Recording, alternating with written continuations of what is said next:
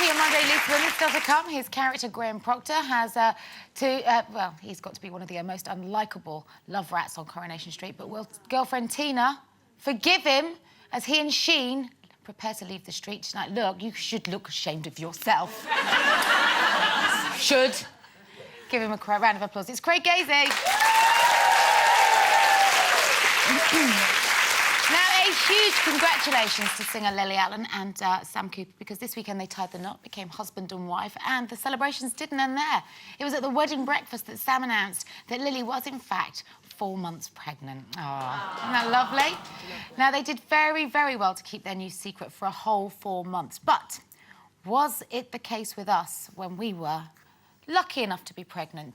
Did you manage to keep your secret until your 12 weeks scan?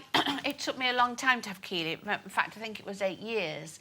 So I was just overexcited every time I thought I might be pregnant, and I wasn't, and I wasn't, and I wasn't.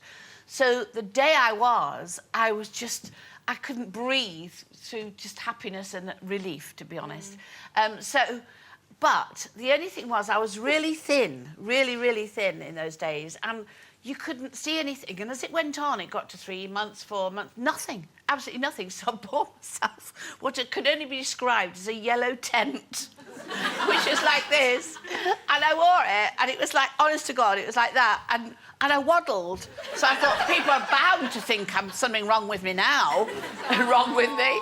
And anyway, they didn't. And they just thought I was slightly loopy. And so, yeah, and it was 7 months before you actually saw anything. So I just want everybody to say, oh, was he having a baby? Yeah. Like, listen, I'm having a baby.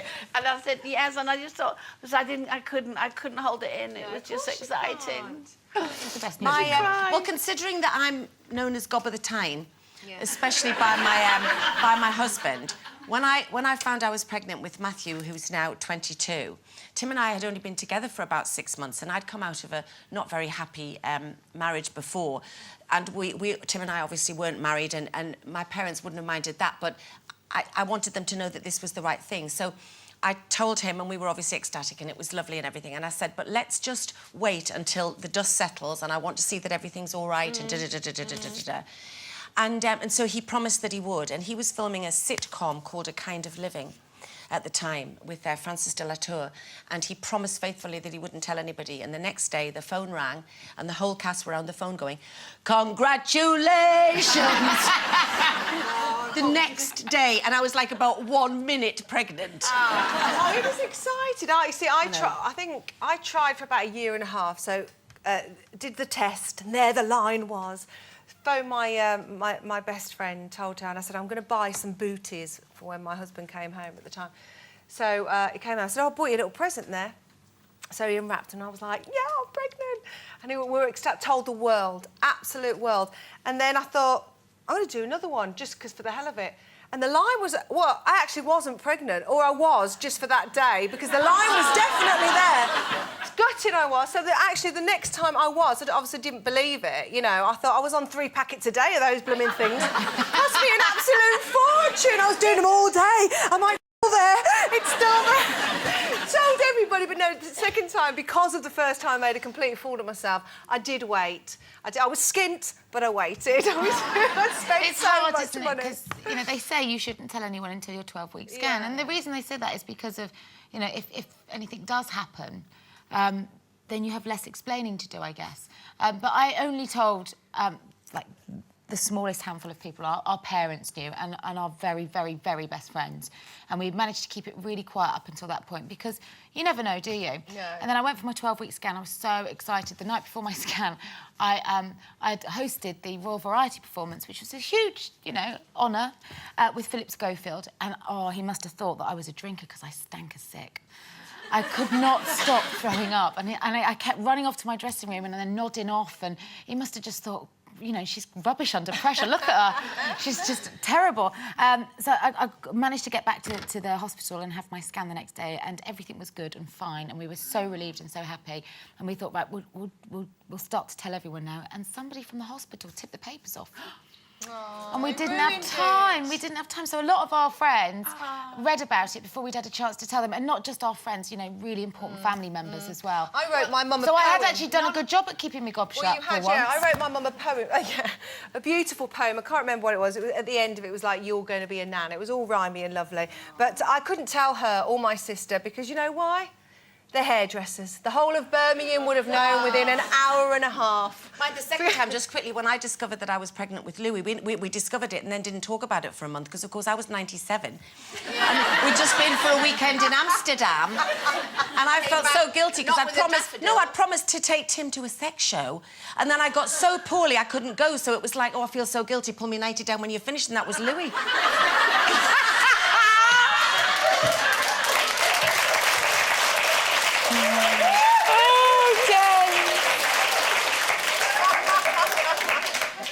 She's a modern-day Mills and Boon on legs, eh? Richard and Judy, and I haven't, but I've told it on Loose Women. Oh, your son will be so proud. But on a more serious note... Well, on a more serious note, we'd like to say a huge congratulations to Lily and Sam because 4 months in, it's a lovely secret they've kept. Now, on a more serious note, another one. Thousands of men who've been accused of rape but have never been found guilty will have their DNA records destroyed under new plans by the Home Office, it's been announced today. Ministers say the current system, where the DNA of men who are then cleared and not charged of rape are retained on a government database, and they say that infringes their civil liberties. Labour, however, have said that this move could potentially put women at risk in the future. So, do you think it's only right a man who's not found guilty of rape has his DNA removed from the national database? Yes, I do.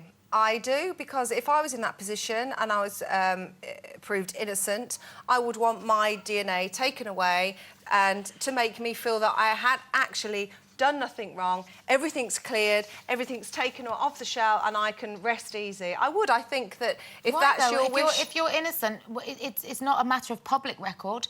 It's a matter of police record. Because it doesn't say anything about your innocence. But I think it's a principle, and for me, anyway, I would insist that it was taken off because I wouldn't want, say, it amongst other guilty people's DNA in a file. I don't want mine there because you've proved I know I'm innocent and I've now proven it, and I would want it out. I would feel on the contrary, really, because I think that if I was in that position and I was proved innocent, I would want to be publicly exonerated so that people knew that I was innocent. But I think that I would want it to remain on there in case such a time that anything, well, in the unlikely event, I suppose, that would happen again, that they've got the evidence to prove, that I was innocent. The one thing that I do feel, which is, I hope not going to a different topic, is the fact that the law that absolutely angers and infuriates me is the fact that the person that accuses of rape remains anonymous, but the person accused, before they're even charged, is out there on the front of a newspaper, and these people never recover from that stigma,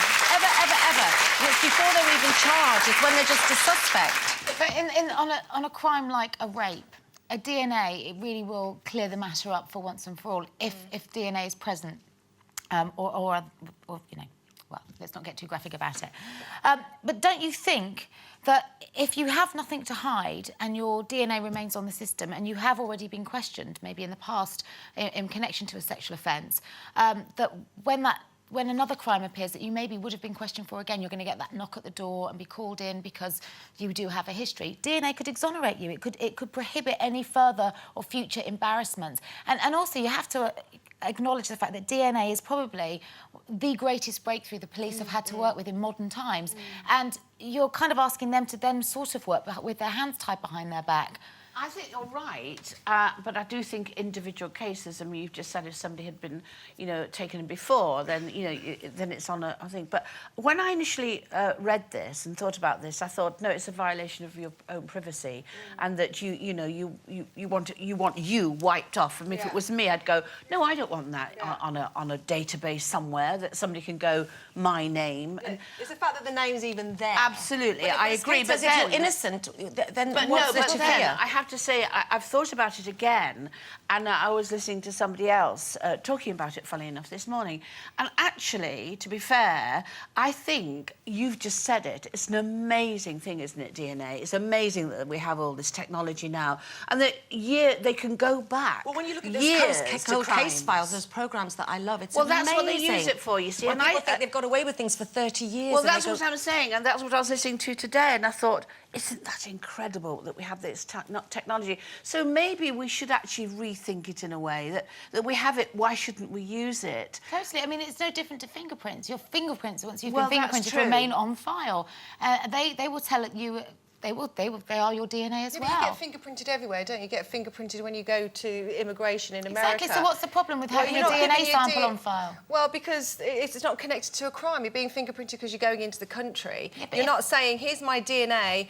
Well, you know, they're asking for your DNA. You got your DNA, but you didn't do anything wrong. I don't think it should be there. If you're But if innocent, you- I wouldn't want my rule that privacy. they had everybody's DNA. That would be a different Everybody, thing. yeah, everybody, or I just think it's an invasion of But privacy. just say you if have- you're innocent. Okay, just say you are innocent. You've been Yeah. through the embarrassment and the terrible humiliation of being wrongly accused for rape, yeah? And it takes a long time for that stigma to fade. Yeah. And many years later, another spree of rapes occurs in your area. Before they come and knock at your door because they no longer can exonerate you because your DNA sample has been taken off.